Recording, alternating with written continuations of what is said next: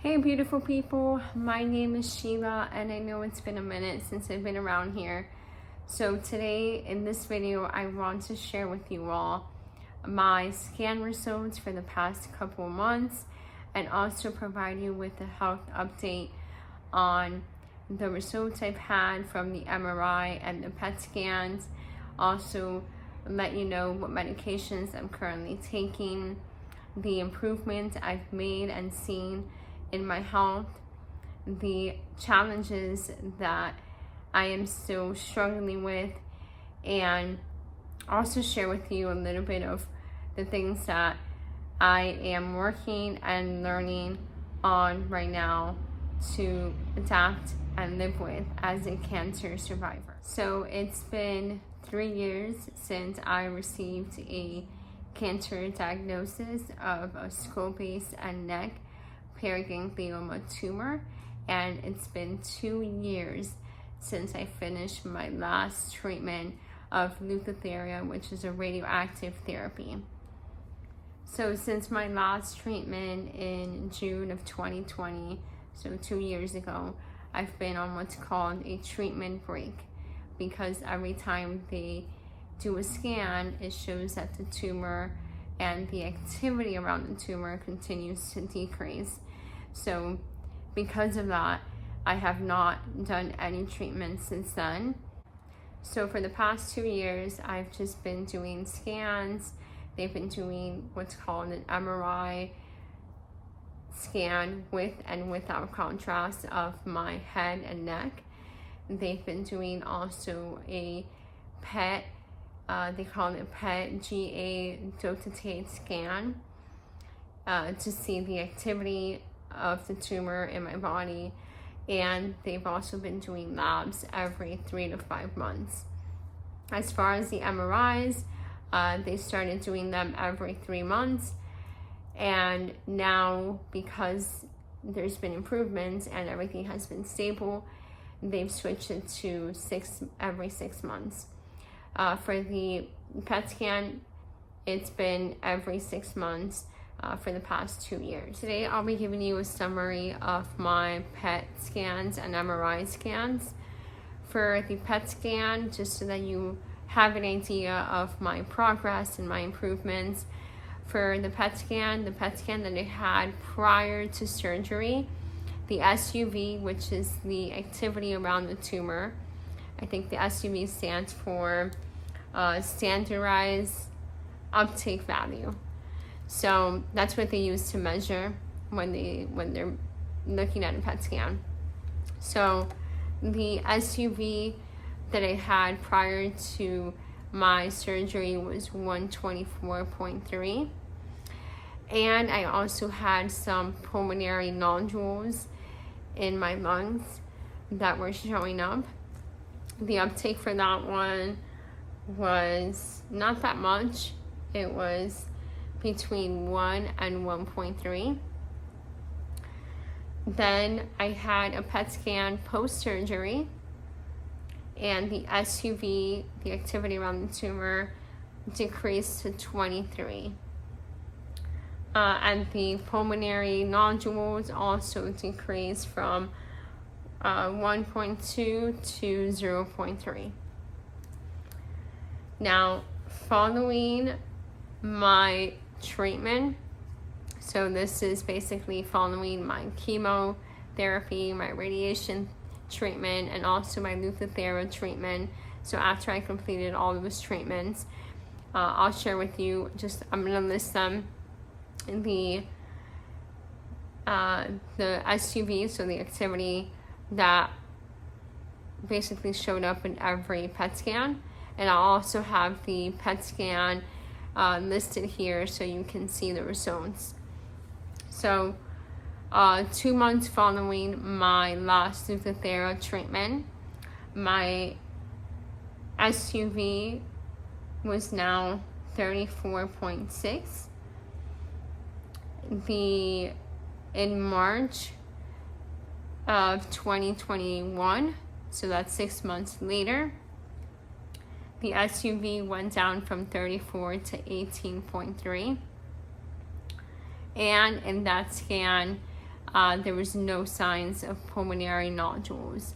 So the small lesions or nodules that were showing up in my lungs were completely gone.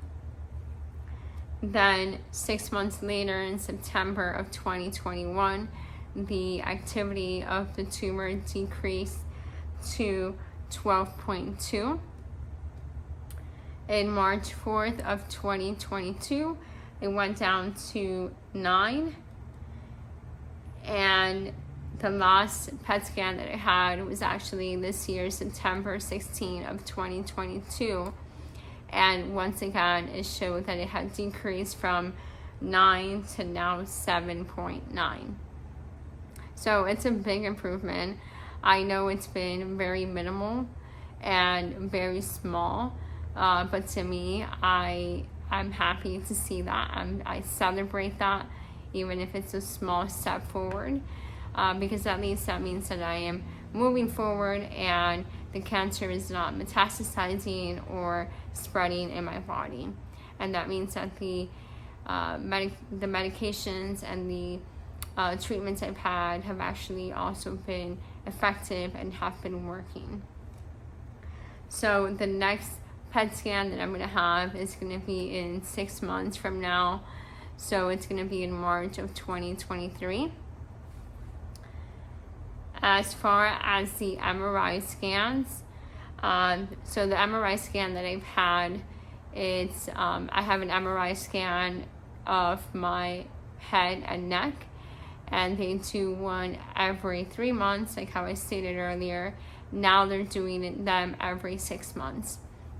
So prior to surgery, the tumor that I had of skull base and neck was measuring about 4 to 5 centimeters. Post-surgery, they were only able to remove part of the tumor. So post-surgery, it went down to about 3.3 centimeters.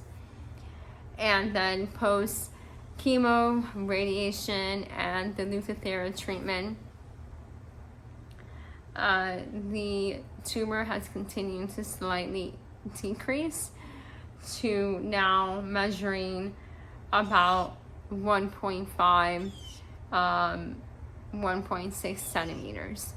So I still do have tumor activity in my skull base and neck region, but it has been decreasing.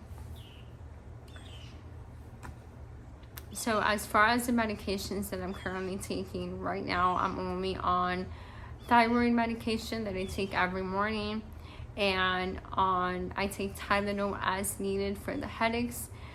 And I'm not taking it right now, but for the past couple months, I was also taking Creon, because every time I ate, especially fatty foods, I felt bloated, I felt gassy, and just very uncomfortable.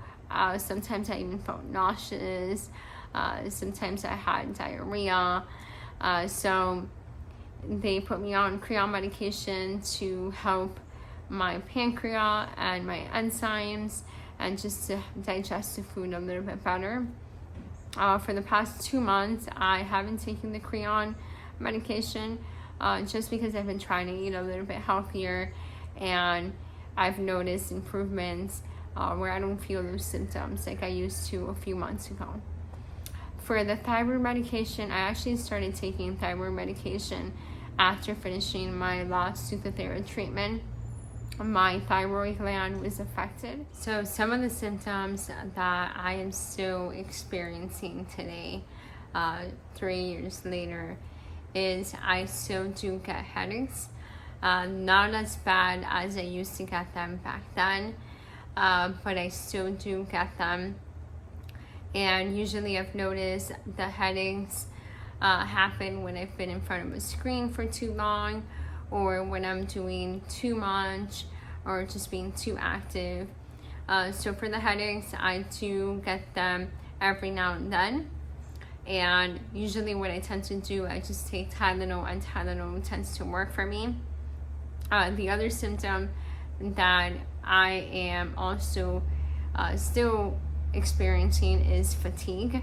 And I think that's one of the biggest ones for me that I struggle with, because I thought that, after 3 years of this journey, and that this fatigue would go away, but I still feel fatigue every now and then. Some days are better than others, but some days I just feel so tired, and sometimes it takes me a day or two to recover. The other symptom that I feel is also I still have some tension and pain on this side where the surgery, where I had the surgery. So I still have some pain, some tension.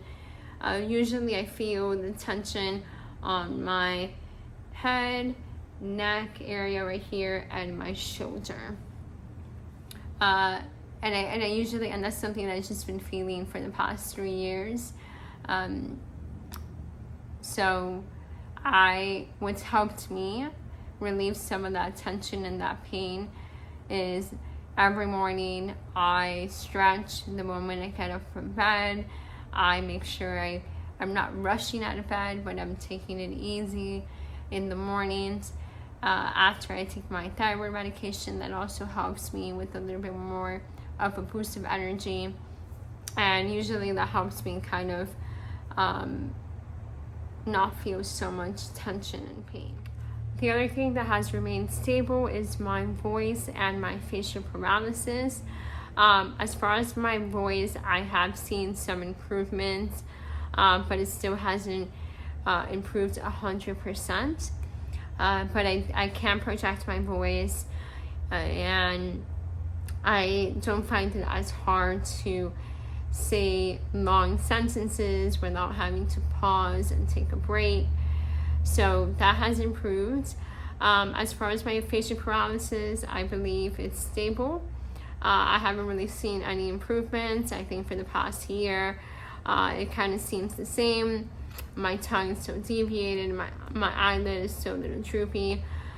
So that's kind of remained stable for the past year. The other symptom that I've been noticing is that my tongue, as many of you know, after my surgery, my tongue was deviated to the right, and it's been the same since then. So my tongue has remained stable. It's still deviated to the right. So one thing that I've noticed is that when I'm being too active, or I'm trying to exercise, or just running errands and I haven't taken a break, my tongue will go numb for a few seconds. This has only happened, I would say, a handful of times.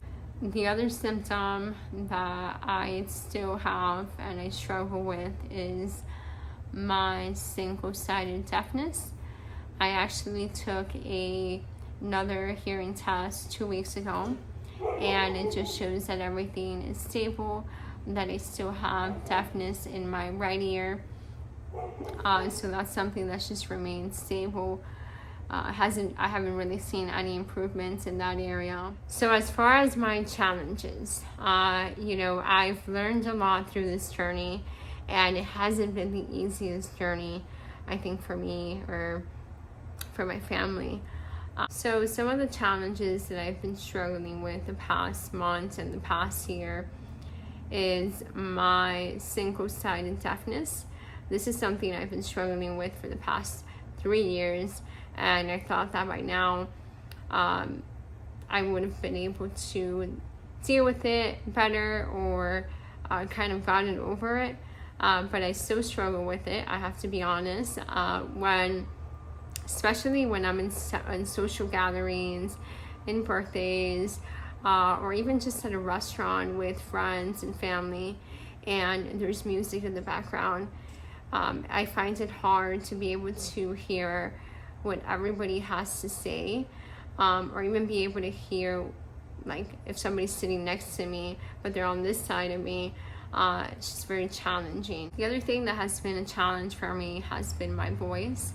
Even though it has improved, I still find it sometimes hard to project my voice in social gatherings, at events where there's a lot of noise, and just like the single sided deafness, my voice, I do feel frustrated sometimes when people can't hear me, and I do tend to sometimes let it get to me, and it affects me because I have so much to say, yet I feel like restricted and sometimes even isolated from conversations.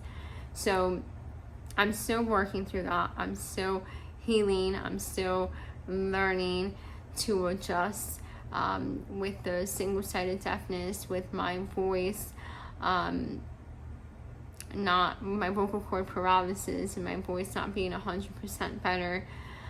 So I'm still learning, but it is one of the things that I still struggle with. And the other thing I've been struggling with is learning to pace myself.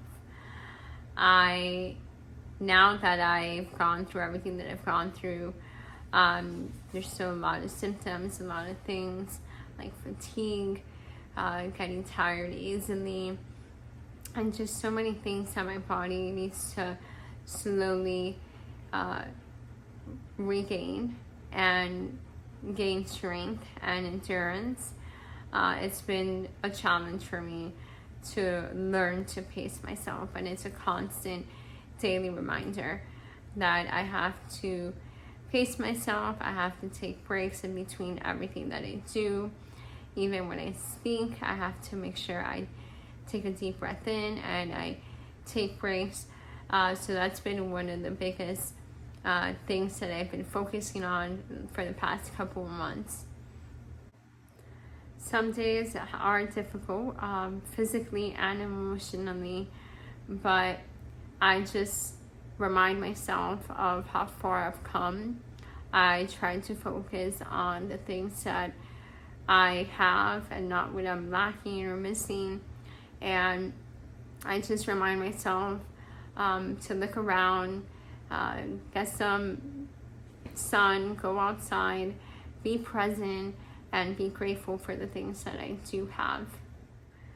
I haven't seen clear scans yet, but I have faith in Jesus, and I put all my trust and all my faith in him, because I've seen the miracles that he's done in my life for the past couple of years and just the past couple of months.